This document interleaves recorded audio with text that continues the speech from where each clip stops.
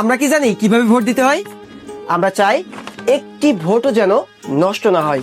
আমার হাতে রয়েছে জাতীয় সংসদ সদস্য নির্বাচনের একটি নমুনা ব্যালট পেপার এবং আরেক হাতে রয়েছে গণভোটের একটি নমুনা ব্যালট পেপার। ভোট কেন্দ্রে যাওয়ার পরে আমাদের জাতীয় পরিচয়পত্র অনুসারে আমাদের ভোটার সিরিয়াল নম্বর সংগ্রহ করতে হবে। রিটার্নিং অফিসার আপনাকে এমন একটি মূল্যবান ব্যালট পেপার প্রদান করবেন। আপনি যে প্রতীকে ভোট দিতে চান একেবারে সেই প্রতীকের মাঝখানে সিল মারতে হবে। সিল মারা শেষ করে এই ব্যালট পেপারটি ঠিক এভাবে ভাঁজ করতে হবে।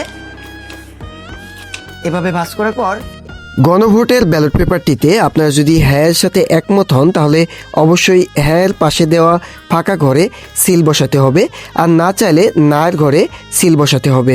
ওইভাবে লম্বালম্বি ভাঁজ করবেন। তারপরে এইদিকে একটি ভাঁজ করে ব্যালট বাক্সে ঢুকিয়ে দেবেন।